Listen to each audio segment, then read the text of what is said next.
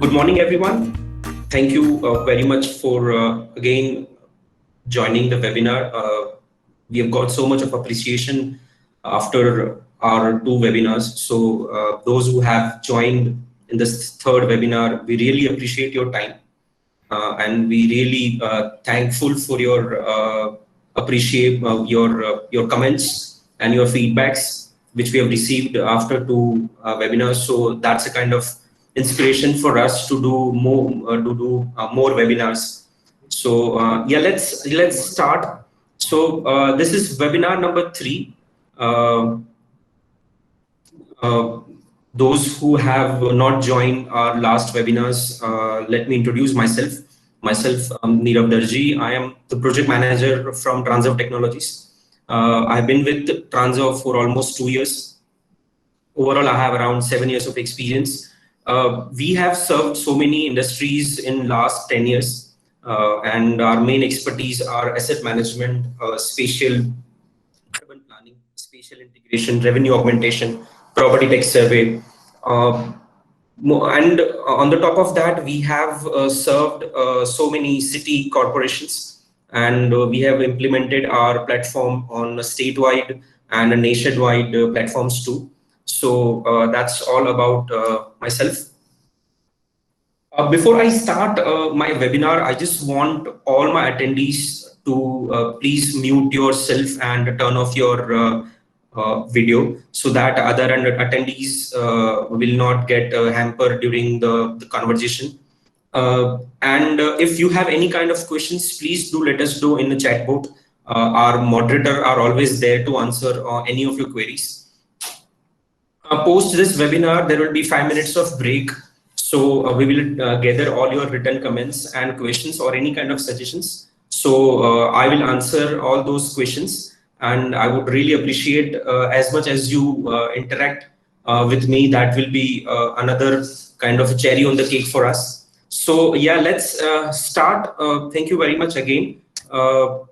So today we are going to talk about how we can create interactive maps using graduated style, categorized style, bubble map, heat map. On the top of that, when I'm going to publish a web map, there are certain ways you can visualize the layers. So I will be having a district, overall districts of India and state boundaries. So as a sample data set, I have used that to show you today's capacity of the TOS, Transav Online Stack. So there will be a very good feature in this application is about the zoom extent, how you can visualize your data. And many of those new geospatial aspirants will get a lot of idea how you can present your data. This platform is now available, and you can also available for free right now. Plus, you can also download the mobile application TOS Collect, which can be used for your field data collection. It is available on Android and App Store. So now let's jump on to the today's webinar. So I'll straight away show you how this application works. So those who have not attended previous webinars, I'm going to start little from scratch, and I'm going to explain in a little brief. If any of the attendees want to have another round of kind of explanation, please do get back to us. We will definitely help you. Moreover, the videos of all the webinars are recorded, and they are uploaded already on the YouTube channel. So please do subscribe. We are also updating there are new features on application. So please subscribe there and get the notification as soon as we update any new videos or features. So today I am going to log in with my ID.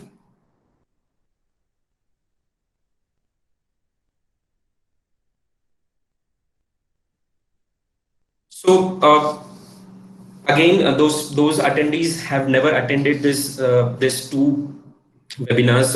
Let me give you a brief kind of explanation about the interface of this application. So where we are exactly on this page is the map session. Those who are working in the GIS industry, they might understand that on the desktop application, you have a project. So map session is equally the same thing. It will have your all raster and vector files where you can do your analysis or you can visualize the data.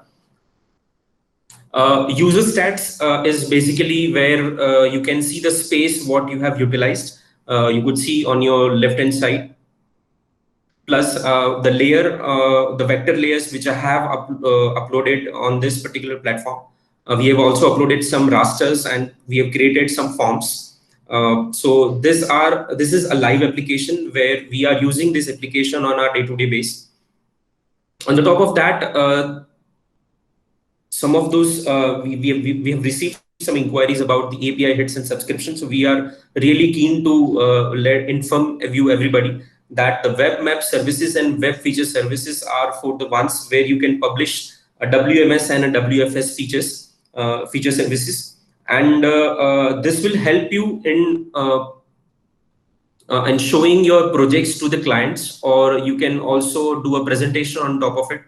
So this is there are the counts there. Right now I have around 127 web map services and around 800 plus web feature services, which we have done already from this particular platform. So we have more or less used web feature services in our day-to-day job, where we in Transa publish web feature services and show it to the client. So we get a kind of an approval on the database or progress of any kind of project. We get immediate response from the clients too, or between the team too. You can also monitor the progress too. I have created total 102 sessions now. So more or less it's almost 6 months, and we have used this application in different sectors till date. So the next part is data, where the way desktop application have a local drive where you can import your data from. It is the same thing where you can import your vector raster, or you can create a data collection form here. So you can also create new layers here, and you can also group them as per your project. You have to create projects here if you want to collect the data using forms which we have created. So that is the project, which is quite very important to do any kind of field survey. Users in terms of, we have analyst and surveyor. So wherever we have a multiple analyst or multiple surveyors, you can assign their roles and you can restrict their work, their task, which is given by the superiors. So that's all about the overall interface of the application. Coming back to the map session, I have already prepared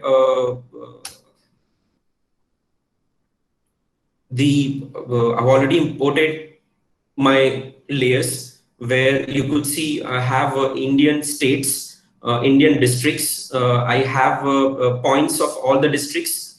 To save the time, I have already segregated them as per the today's agenda. So I can help and I can show the application in a better way. So let's start with the styling. The first styling I'm going to talk about is graduated style, where I am going to use Indian state file. So the file is preloaded, and I'm going to show you how I can use this graduated style, and step by step I'm going to show you how you can use the zoom extent to view your data. So the first is graduated symbol, graduated style. I am going to use graduated style. Then as a style attribute, I am going to use urban population. This data we have used only as a sample data. So this is just for everybody's attention, that the data we have to play with the data. So we made sure that we can give you some sort of visualization which makes a lot of sense, and which gives you a proper understanding of the application and the tools. So I have taken here urban population as a style attribute. as a classes. So basically, there are some numbers in the population. It starts from around 7,000 or 8,000. From 7,000, 8,000 to it ends around 4 lakhs to 6 lakhs. So I am going to break those numbers into some classes. So here I am going to select 15 classes, which gives you a better understanding. Classification method is equal interval. So using those 15 classes, it will create 15 different classes here. You could see the color it has already taken. Now we have to select the color for the first color and the second color. So from the first to the second, it will show you the graduation of the color. So if you have selected very light color as a first, and the second color which is very dark, then it will show you the graduation, a kind of a very shaded a kind of view on your map session.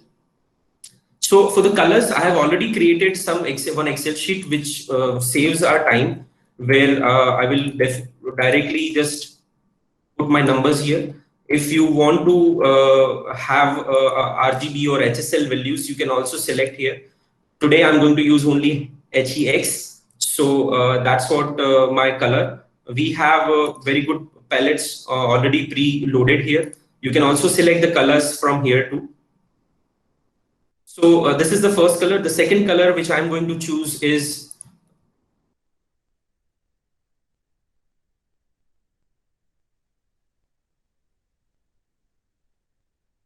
so the first part is done. It will take little time. So now you could see the color of both the first and the second color. Second color can be seen here. I can also show labels, but here I'm not going to show the labels. So I have a completely prepared another layer for that. So it will make a lot of sense, because visualization is the key of this particular webinar. So just for the example, I'm going to show you the state names. You could see the state names are already up here. I'm going to switch it off. You can, if you have your labels on, you can also choose the text style and the different font types too. You can also select the font size, and there are many ways you can also change the font types too. Now I am going to keep the width as a 1 only. Border color, I am going to straight away use it as a white color. So you could see a very beautiful kind of state map. It is visible on your screen. So this is all about how you can do graduated style in a very easy way. And it has hardly taken 3 minutes to do this. So if you have a preloaded colors, if you have defined the colors, that will not take too much time. There are so many different kind of web application where you have a combination of colors which are already there. So from there, I have already taken the colors and I'm using it here directly. So this is the first layer. The second layer, which I'm going to choose for categorized style as a district layer.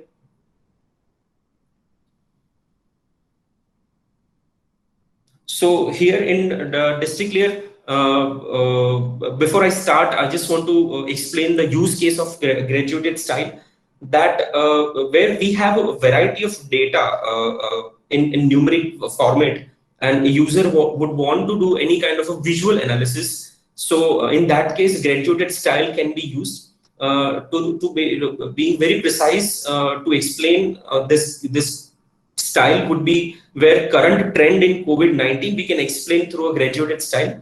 We have published ample number of maps on COVID-19. You can also view that on our blogs on our website and on our LinkedIn page. So graduated style can be very well explained there, and our WFS links are also there. So please feel free to explore the graduated style and all our maps. Coming back again to categorized style, I'm going to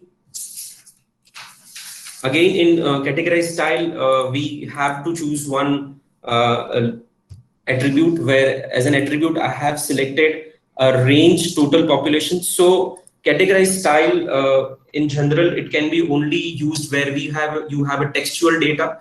I have here as a range. So for the total population of districts, I have divided them into ranges. So I have a total 5 ranges in total, and those 5 ranges I'm going to color code them. So that will give you a kind of very beautiful view, a kind of visualization on the map session. So let's start with the categorized style. So as an attribute, I am going to select as a range total population. We have another attributes to district name, female population, literacy, male population, but I have chosen here as a range total population where the ranges are already defined. As I said, map label can be also seen, which I'm going to show you on a later part. To add all those 5 different ranges, you have to select one by one as per the ascending or descending order, whichever is suitable to your project or your requirement. So as I have some requirements, so I'm going to show you how this categorized style and each range how I can color code them. As I said, the colors are already predefined, so that will save a lot of time.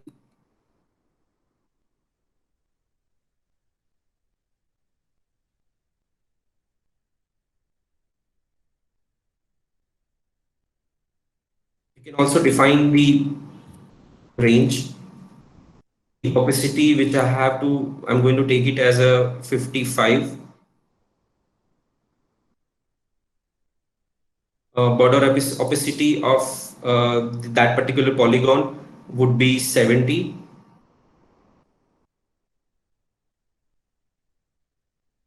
So as soon as I am updated this particular range, you could see the change in the color. The next range would be this one.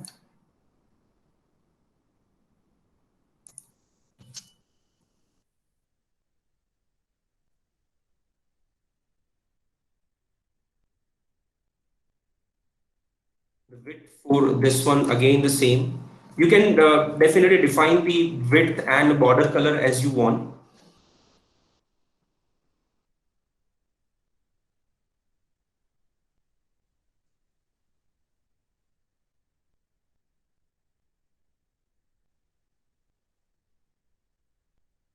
The opacity is 90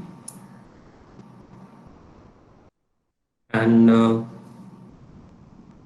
border opacity is 55.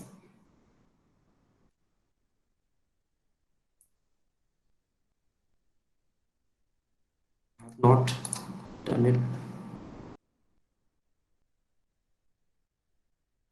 So you could see the a very good change in the colors where you can represent your data. I'm going to go on the next range.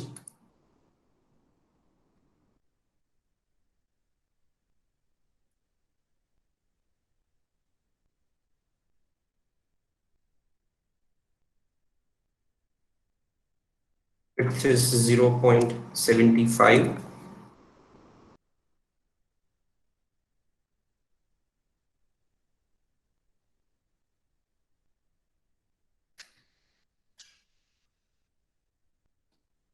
E is 100. Border opacity is 35.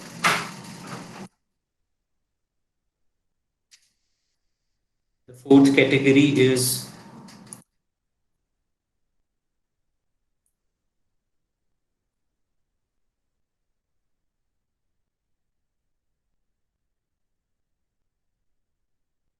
so in terms of assigning the colors, it is quite easy and it is very handy process. So as per my experience and in the transfer, we have seen that a lot of people who are completely non-GIS background, we have given them a kind of a demo on this application, and they have done it in within no time.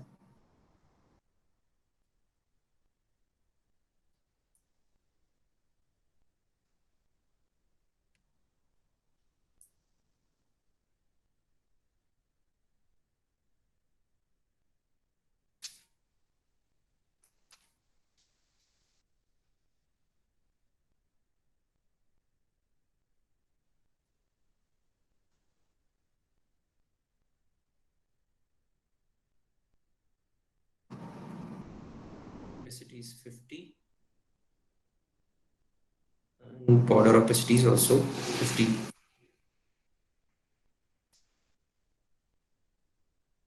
So now you could see I have used categorized style on districts of all India, all over India. You could see the color has been defined for each category. Each color defines something, so you can visualize the total population on the basis of this kind of a map, where you could see the most of this population in some districts are less than 2 lakhs, right? So that's all about it. You can also do a kind of set a zoom extent where after certain zoom level you cannot view certain information. You can also create a kind of duplicate the layer, and you can create another type of symbology for the same layer.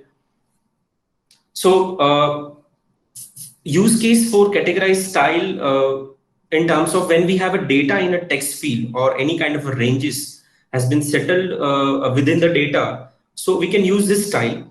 In practice, we can use this style to show the containment and non-containment zones. Moreover, we can also try to show the watts with having data of any industrial types or any range of population. On the basis of that, we can segregate the cities for any planning activity. So this is how you can use categorized style. Coming back to heat map.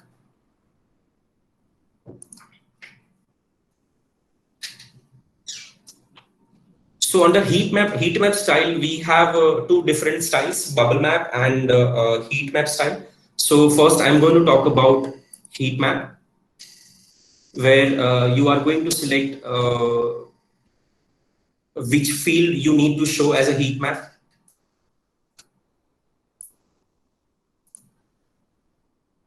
So this database, as you could see, it has already created, but I'm going to show you how this thing exactly works. In heat maps or in heat map style, you will need always a point layer, which gives you a proper outcome. So under heat map style, we have data field, where you can choose which field you have to choose. So I'm going to choose a male population.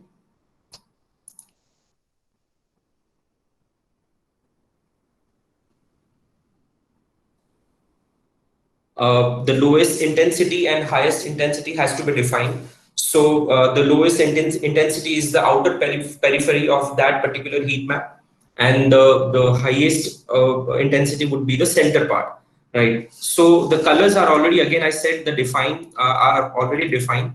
So I'm going to choose the colors.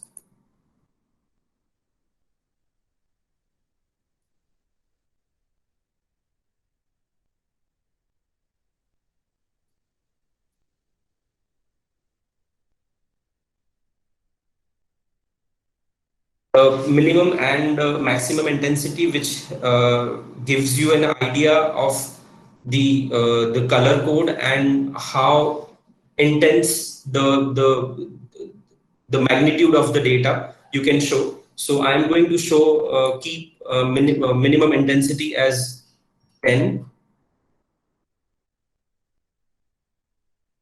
maximum as 30. A minimum radius for each heat map would be 10, and the maximum radius would be 40. Weight, which is very essential part in this one. If you keep too much of high values, then uh, the heat map would be so clumsy, and it will not help you to identify the magnitude of the data. So minimum height, I would keep it as a 0. Maximum weight, I'm going to keep it as a 5. Opacity, I'm going to keep as it is, as 100%. So you could see a clear-cut, very nice presentation of the magnitude of the male population here of each district.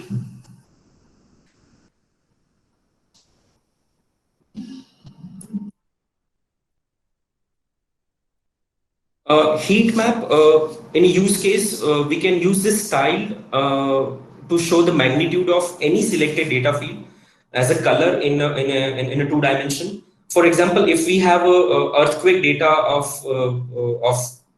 a kind of global earthquake data, and if we want to show the intensity of earthquake using the field of Richter scale, then we can show this heat map that how much, what was the impact and what was the scale of that earthquake, which can help you to understand the kind of a fault zone or a kind of where it is very vulnerable area for any kind of a earthquake. So the next type would be a bubble map. For bubble map, I am going to use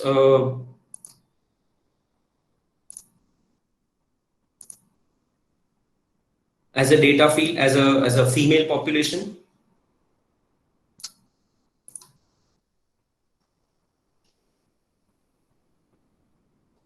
The size of the bubbles I have already defined. For the minimum bubble size would be 1 and maximum bubble size would be 15. So you can see the clear graduated bubbles from different sizes. The breaks I will keep it as a 5. So between 1 and 5, it will create 5 different breaks. So you would be able to understand how the bubble map of female population is done for the district. The breaks, I've kept it as a 5. Opacity, I am going to keep it as a 70.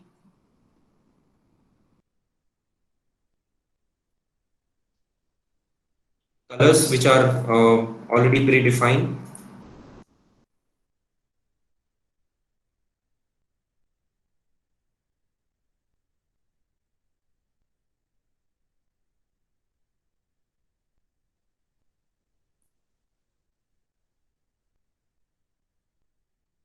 So now you'll be able to see the female population, uh, the bigger size of bubbles in somewhere in Maharashtra, somewhere in West Bengal,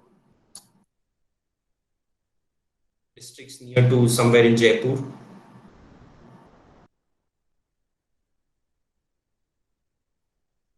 So this is how this all 4 styling can be done on the platform. Bubble map, to explain the bubble maps, my colleague Mr. Sudhin Giri, he has done a lot of work on COVID maps, and he has produced so many bubble maps to depict the kind of a death and recovered cases of all the districts and the cities. However, one can also use this styling to show the consumer index of any country or globally. You can also show the economy of different countries, so you can compare the size of the economy using this bubble map. The last part would be to show you how we can create a zoom extent where all the layers will be seen as per their zoom extent. So first of all, I'm going to keep all my layers in a particular hierarchy, so it can be seen it can be seen in a better way. So for a state layer,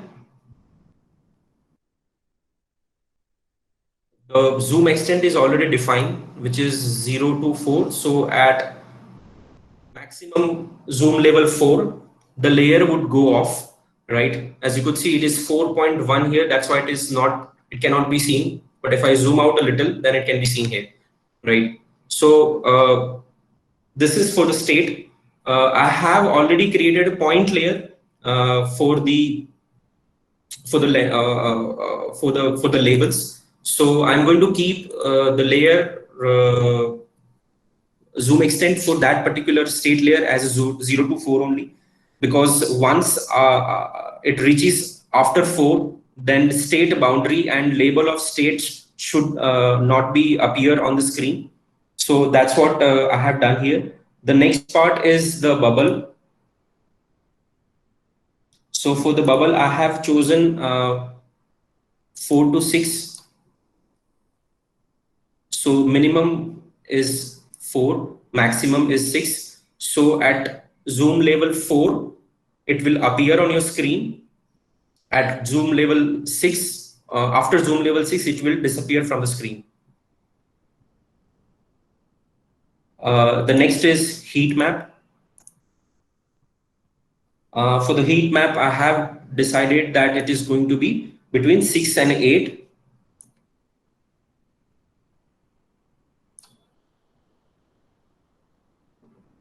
In this part, you don't have to do any kind of symbology, any kind of styling here, because styling is already done.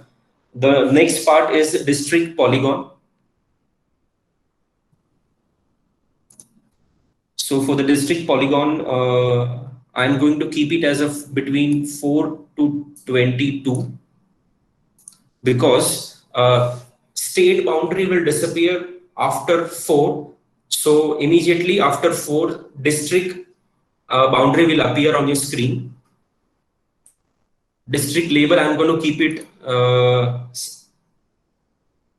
as a 7 to 22, because I don't want to mess up with my data, because I just want to visualize the name of the districts. So at post 7 zoom in level, around 8 or 9, you would be able to see the proper one district boundary. So that's how I have kept it as a 7 to 22. So this is how your map will exactly look like. The base map is already been preloaded. There are so many WMS and WFS layers are available in the market, and I have used it here directly. So this is how this actually looks like. So I'm going to show you here how the zoom extent exactly works. So post 4, you could see my state boundary is completely gone. Now you could see district boundary and a bubble. After 6, bubble map would be disappeared and heat map would come up on the screen. And post 7,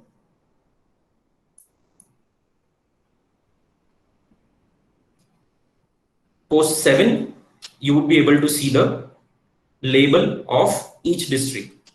So this is how you can create a map. Now I'm going to publish this map as a WFS. So from last webinar, there is a very exciting feature on this WFS publish, where you can see the map legend. You can click on the attribute, or you can also just hover on any of those polygons or points. So the attribute information will pop up automatically. The search bar is already been added. So if you have, like we have a Transo OSM preloaded, if it is preloaded on the map session, user would be able to see the any landmarks. So say for example, if I'm going to select any restaurant or a kind of government offices, I can use this search bar to find out that particular landmark. Zoom range, where I'm going to keep it as a zoom range, as a all range. If I'm going to keep it as a custom from 9 to 22, or 1 to 22, or 3 to 22, then the map will open automatically at zoom level 3 and it will go up to 22, right? So if you want to keep it between 3 to 20 or 3 to 10, you can keep it that way only. I'm not gonna do it that way. I'm just gonna show you the full all the ranges. So now I'm going to publish this map. So to save the time, I have already created a link. So by the time it does work, let me just copy and paste the link.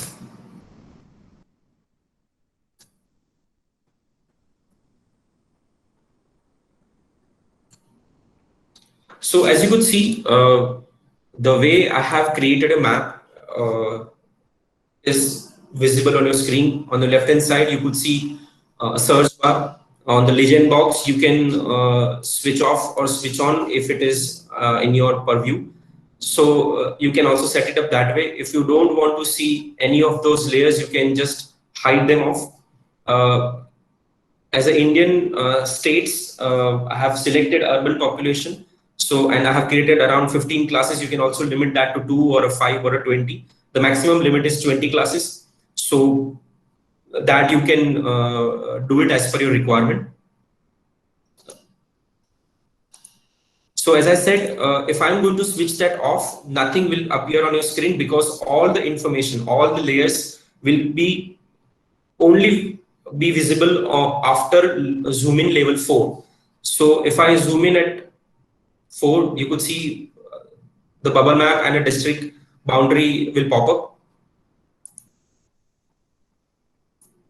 As you could see now on the screen, state name and state boundary is visible.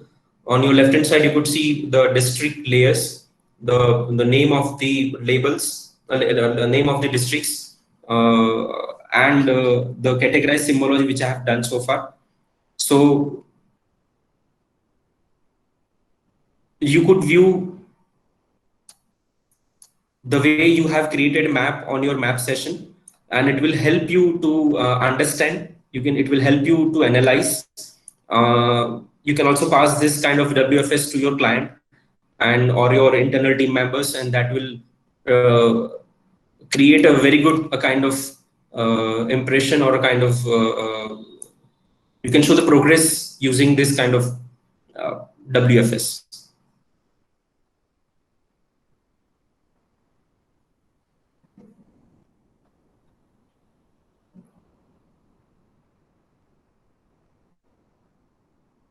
My internet is a little slow today, but yeah, you can see now the heat map has appeared on the screen. When I zoom in a little, you could see the district label is also visible. So yeah, that's all about today's webinar. I think so most of the geospatial aspirants have a lot of idea how to do this graduated and categorized symbology plus heat and bubble map. The next part where I want to just announce our next webinar.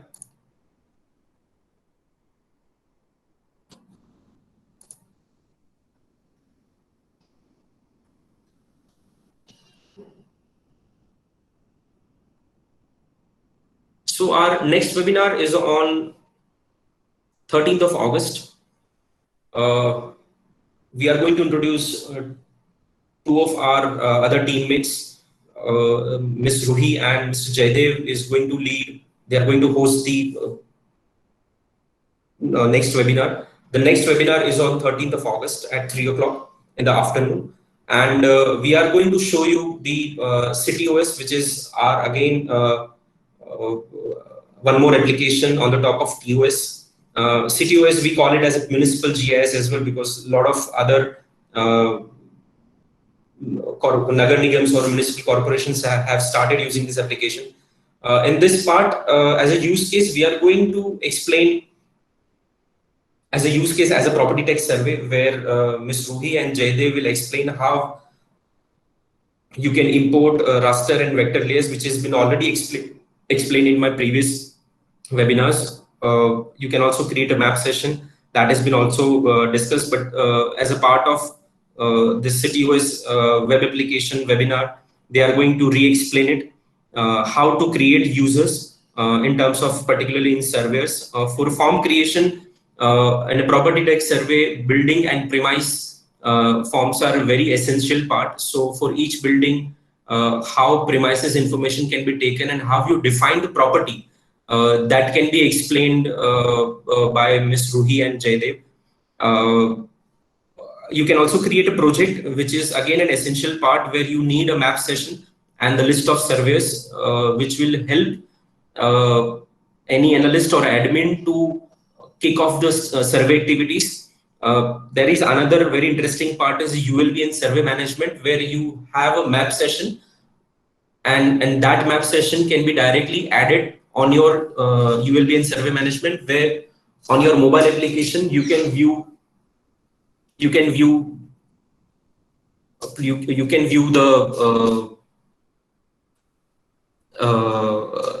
base map, whatever feature extraction has been done, plus any raster image you can see on your mobile screen. Property assessment, where there are a lot of other activities where you have to assign your building ward boundary and building IDs and all sorts of things. There will be a brief explanation about the data management, how you can approve the data. This data management and survey analytics part can be very well explained in the later part post this 13th August of webinar, because there will be another webinar after 15 days which will talk more about the CityOS mobile application. So meanwhile, you can also explore TOS and web application and mobile application. The next, as I said, the next webinar is on 13th of August at 3 o'clock, and Ms. Ruhi and Mr. Jaydev will host the webinar. I will be also part of the webinar. So yeah, let's catch up there. So if you have any questions, please let us know. We are ready to answer.